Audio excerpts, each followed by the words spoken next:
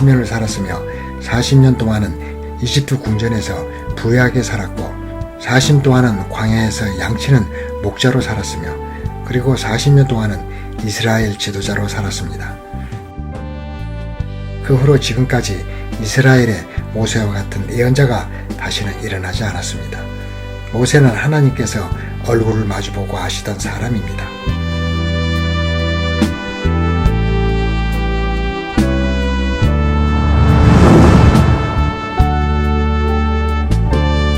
이집트 태양은 강렬하다. 한낮에는 모든 사물을 증발시키고 태워버릴 듯한 기세로 군림하기 때문에 이집트에서는 가장 위대한 신으로 숭배된다. 또 그런 이유에서 태양은 종종 왕권에 신성을 부여하는 역할을 하였고 그들의 왕은 태양아들로 불러지기도 했다. 그 장렬하는 태양이 마치 말갈기같이 나일강 줄기를 따라 자라난 울창한 산림과 곡창지대를 건너 서쪽으로 기울되면 이집트 심장부를 흐르는 나일강은 홍해 바다처럼 붉은빛이 시원한 느낌을 줄 때는 오직 해질녘밖에 없을 것이다. 태양의 자비는 그때부터 시작되어 다시 떠오를 때까지 왕과 노예 모두에게 평등한 안식을 베푸는 것이다.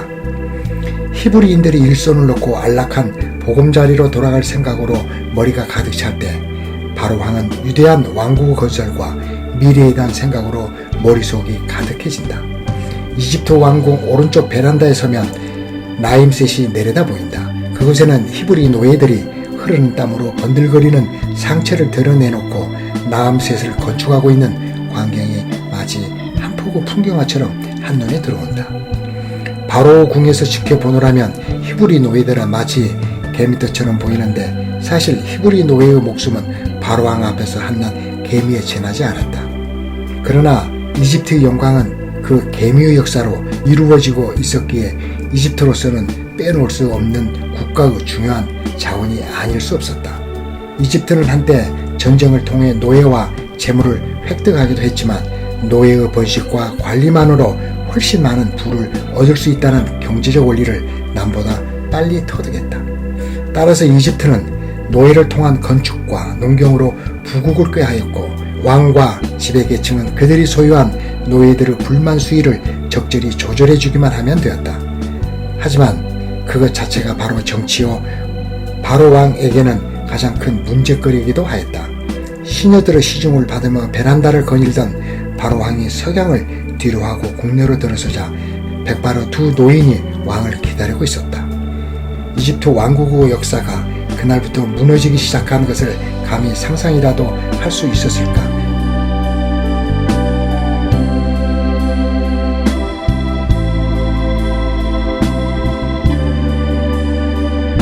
바로왕은 신하에게 물어보았다. 저들은 누군고?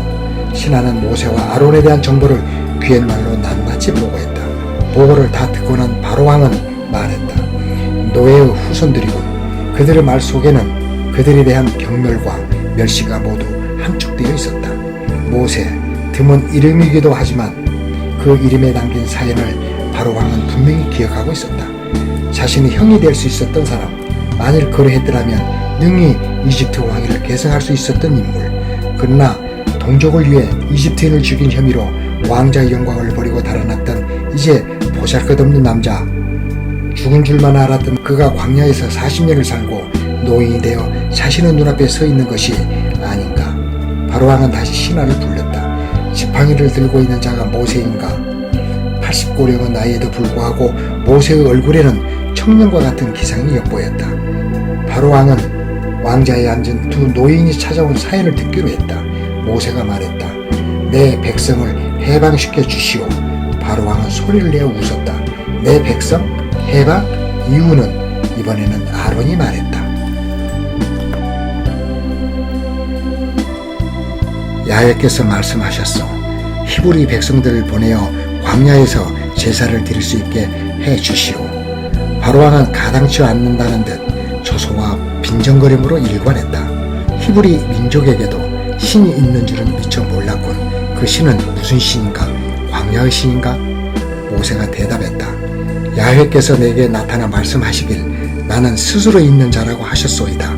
야훼는 우리 조상 아브라함과 이삭과 야고보 하나님이셨고 오늘날 그 택하신 백성 히브리인은 하나님이 되어 주신다고 했으니 바로 왕께서는 반드시 이 민족을 해방시키셔야 할 것입니다.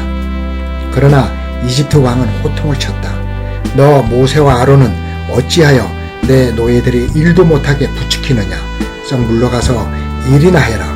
나의 보살핌으로 인해 히브리인들은 이 땅의 백성들보다 더 불어났다. 그런데도 너희는 그 은혜를 모르고 저들에게 노동을 시키지 말라는 거냐? 바로왕은 그날로 이스라엘 백성을 관리하는 모든 공사 감독과 현장 감독들에게 명령을 내렸다. 너희는 이제부터 히브리인들이 흙 벽돌을 만드는데 쓸 집을 대주지 말아라. 저희들이 돌아다니며 집을 모아오게 하여라. 그렇다고 생산량을 줄여서도 안 된다. 지금까지 생산하던 것만큼 만들어내게 하여야 한다. 저들이 일하기 싫어서 자기네 하나님께 제사를 드리게 해방시켜달라고 떠들고 있으니 전보다 일거리를 더 많이 주어라.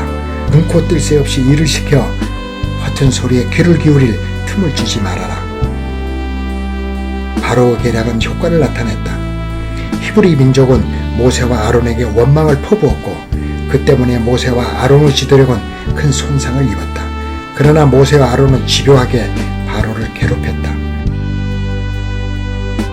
모세와 아론이 다시 바로왕 앞에 섰을 때 그들은 더욱 당당했고 바로의 마음은 더욱 강팍해져 있었다. 이제 더 이상 말로는 해결할 수 없는 문제였다. 모세는 실력 행사를 하기 위해 하나님이 명하신 대로 지팡이를 바로왕 앞에 내던졌다.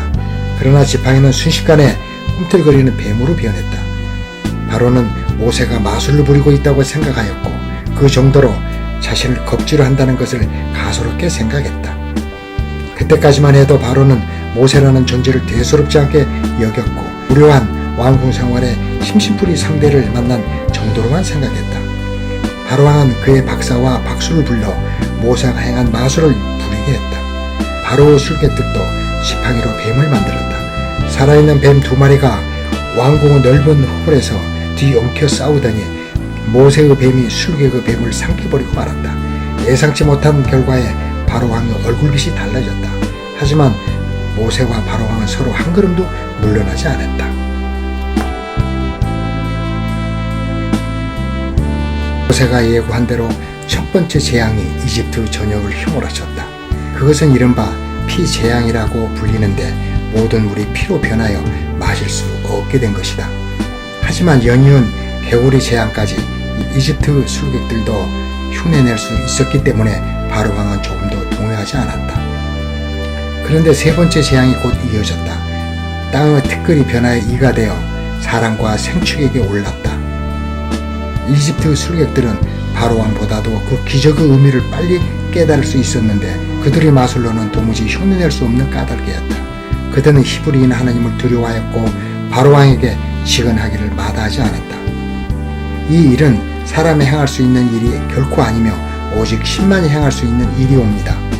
이쯤 되자 바로는 내심 모세의 위대한 능력을 인정하지 않을 수 없었으나 사실 인정해야만 한다는 것은 바로의 자존심이 송두리째 뽑히는 고통이었다. 바로는 하나님의 존재를 끝까지 인정하려 들지 않았고 날이 갈수록 마음은 강팍해질 뿐이었다. 곧이어 네 번째 재앙이 닥쳐왔다. 이번에는 파리 재앙이었다. 바로는 그 재앙의 정도를 과소평가했다. 바로궁에서 라암셋을 바라보니 이전의 노예들이 일하는 모습은 보이지 않고 이집트 창공은 새카만 파리떼로 점령당하기 시작했다. 도대체 저렇게 많은 파리떼가 어디에서부터 생겨난 것일까? 이집트 술객들은 아마도 개구리 재앙 이후에 죽은 개구리의 무더기에서 발생한 것이라고 분석하였다. 바로는 술객들의 해석을 억지로라도 믿으려 했다. 그때 고센 땅으로 정찰 나간 관원이 돌아와 바로에게 보고를 올렸다. 모세의 말대로 히브리인들이 모여 살고 있는 고센 땅에는 파리가 한 마리도 보이지 않았습니다. 바로왕의 마음은 분노로 출렁거렸다. 아름다운 나의 왕국이 어찌 이 지경이 되었단 말이냐. 바로는 모든 것을 원점으로 되돌려 놓고 싶었다. 그래서 속히 모세를 만나보고 싶었다.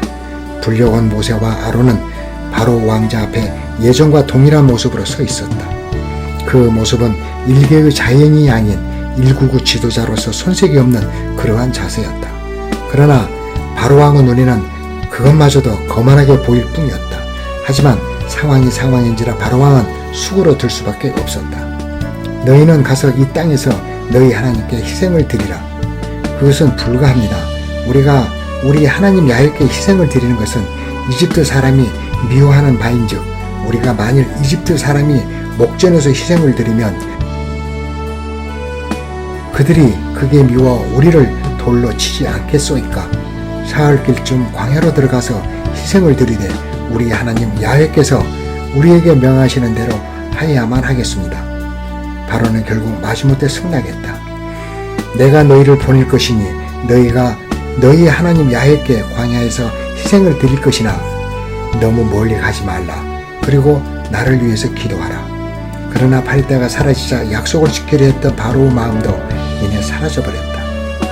이어서 악질 재앙과 독종 재앙, 우박 재앙, 메뚜기 재앙이 계속 이어지는 동안에도 바로는 여전히 약속하고 피하기를 거듭하면서 마음은 더욱 악독해지기만 했다. 예로부터 이집트 땅에는 그런 재앙이 간혹 있어왔기 때문에 우연일 것이라고 그는 생각했고 그것이 히브리인들이 섬기고 믿는 하나님의 능력이라고는 인정하지 않았다. 이제 9번째로 흑암 재앙이 닥쳐왔다. 칠흑 같은 어둠이 3일 동안 이집트 전국을 뒤덮었다. 바로왕은 처음으로 두려움을 느끼기 시작했다. 태양신이 능력을 상실한 것인가? 바로왕은 왕궁 곳곳에 횃불을 밝히고서 흑암에 맞서고 있었다. 신화의 보고는 늘 같은 말이었다. 히브리인 땅 고센에는 광명이 있사옵니다. 이것은 이집트 태양신과 이스라엘 광야신의 대결이다. 한편 그는 마음속으로 이 싸움을 이집트 바로왕과 히브리인 지도자 모세와의 정면 대결로 간주하고 있었다. 바로는 모세에게 협박조로 경고했다. 너는 나를 떠나가고 다시 내 얼굴을 보지 말라. 내 얼굴을 보는 날에는 너희가 죽을 것이다. 그런데 하나님은 바로 왕에게 최후의 일격을 가할 마지막 재앙에 대해 모세에게 지시를 내리고 있었다. 그것은 바로 저 유명한 장자의 재앙이었다. 이집트 전국에 전무후무한 큰 곡성이 있으리라는 예언이 있었지만 바로왕은 자신과는 상관없는 일인 줄로만 믿었다. 그런데 그 마지막 재앙은 이집트 왕궁에도 예외 없이 찾아왔고 바로 장자인 왕자가 그 재앙으로 숨졌다. 이집트 전국이 온통 초상집이 되었다. 한밤중에 마을과 집 곳곳에서 들려오는 비명소리와 통곡소리는 메아리치듯 점점 퍼져나가고 있었다. 그것은 살아남은 자에게 더욱 무서운 공포요 형벌이었다.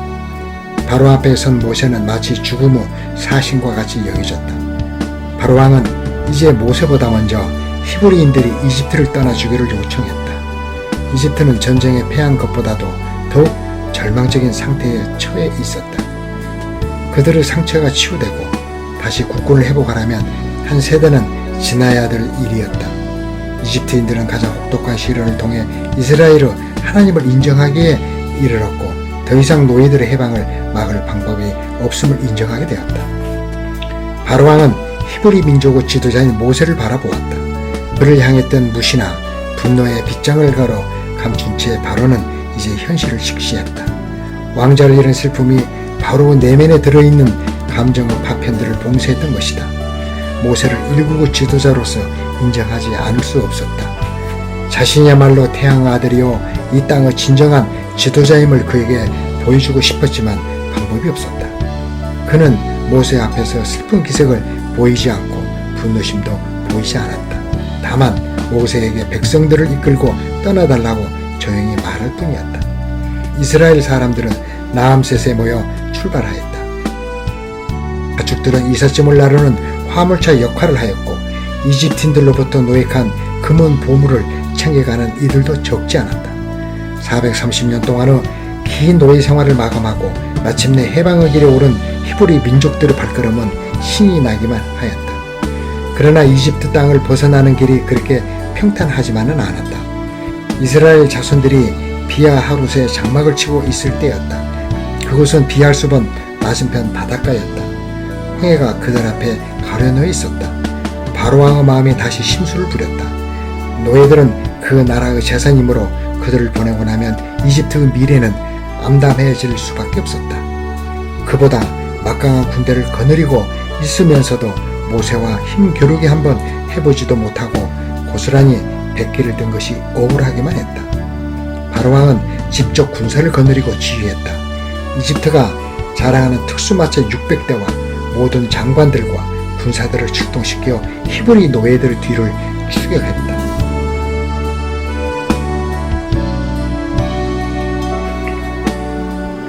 정찰대가 바로왕에게 보고하기를 히브리인들은 비아하롯에 진을 치고 있고 홍해 바다를 건너지 못해 쩔쩔매고 있을 뿐 아니라 그들 중에는 이집트로 돌아가자는 사람들이 새를 모으고 있다는 것이었다.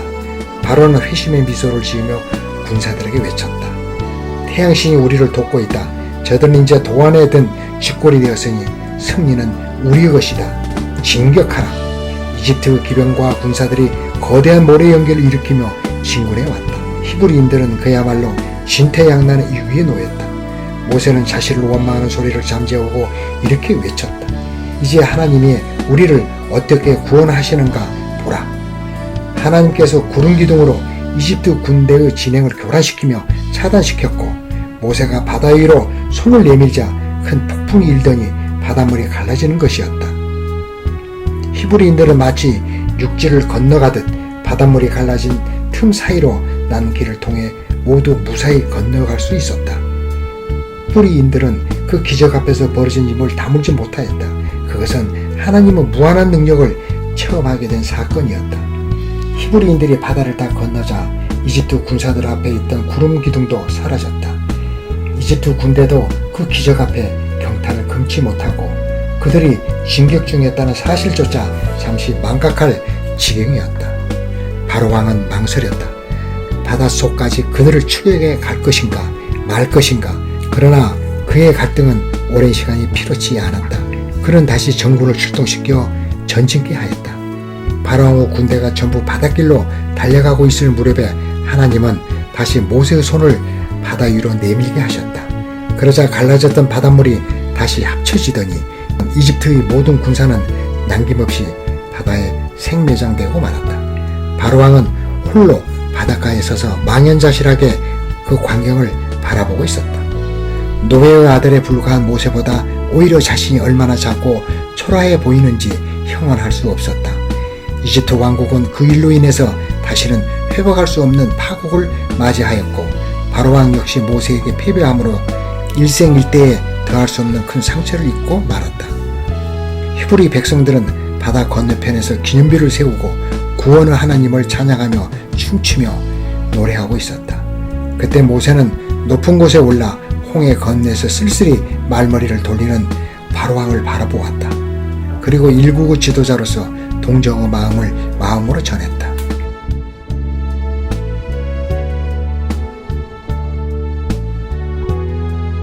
그대가 대적한 자는 내가 아니라 나의 배후에 계신 야훼 하나님이었소. 그것이 당신과 당신의 군대가 우리를 이길 수 없는 단 하나의 이유일 뿐이요. 그러나 그것으로 모든 것이 끝난 것은 아니었다. 바로왕은 그날 이후로 다시는 모세를 볼 수 없었지만 모세는 히브리 백성들의 마음을 깊이 자리잡고 있는 바로왕을 광야에서 40년 동안 수없이 만나고 겪어야 했다. 모세는 히브리 백성들이 노예 근성을 보일 때마다 거대한 제국의 깊은 뿌리를 실감하였고 그때마다 바로왕의 조소어린 얼굴이 망령처럼 머릿속에 떠올랐다. 모세와 바로의 대결은 홍해 바다에서 끝난 것이 아니라 광야 40년 동안 계속 이어져간 기나긴 전쟁이었다.